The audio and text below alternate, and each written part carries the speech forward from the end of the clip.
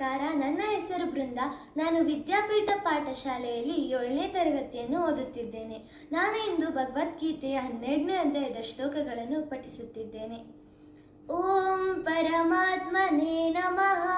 ಶ್ರೀಮದ್ ಭಗವದ್ಗೀತಾ ಅಥ 12ೋऽಧ್ಯಾಯಃ. ಭಕ್ತಿಯೋಗಃ. ಅರ್ಜುನ ಉವಾಚ ಏವಂ ಸತತಯುಕ್ತಾಯೇ ಭಕ್ತಾಸ್ತ್ವಾಂ ಪರ್ಯುಪಾಸತೆ ಯೇ ಚಾಪ್ಯಕ್ಷರಮವ್ಯಕ್ತಂ ತೇಷಾಂ ಕೆ ಯೋಗವಿತ್ತಮಾಃ. ಶ್ರೀಭಗವಾನುವಾಚ ಮಯ್ಯಾವೇಶ್ಯ ಮನೋ ಯೇ ಮಾಂ ನಿತ್ಯಯುಕ್ತಾ ಉಪಾಸತೆ ಶ್ರದ್ಧಯಾ ಪರಯೋಪೇತಾಃ ते मे युक्ततमा मताः. एत्वक्षरमनिर्देश्यम् अव्यक्तं पर्युपासते सर्वत्र गमचिन्त्यं च कूटस्थमचलं ध्रुवं संनियम्येन्द्रियग्रामं सर्वत्र समबुद्धयः ते प्राप्नुवन्ति मामेव सर्वभूतहिते रताः.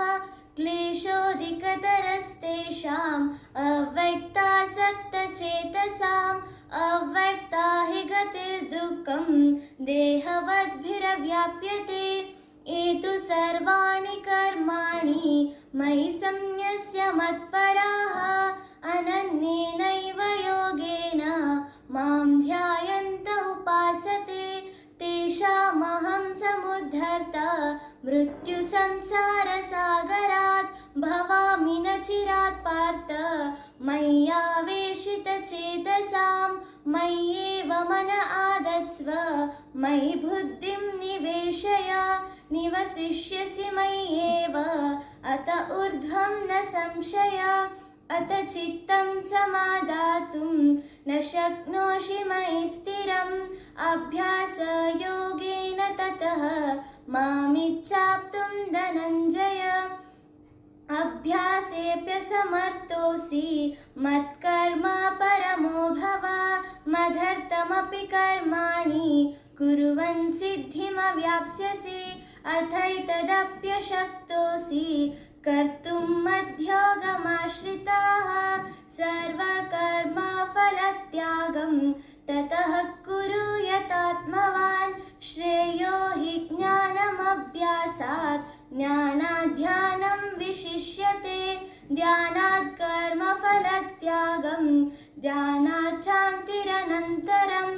अद्वेष्टा सर्वभूतानां मैत्रः करुण एव च निर्ममो निरहङ्कारः समदुःखसुखक्षमी सन्तुष्ट सततं योगी यतात्मा दृढनिश्चयः. मय्यार्पिता मनो बुद्धिः यो मद्भक्तः स मे प्रियः. यस्मानो द्विजते लोकः लोकानो द्विजते च यः.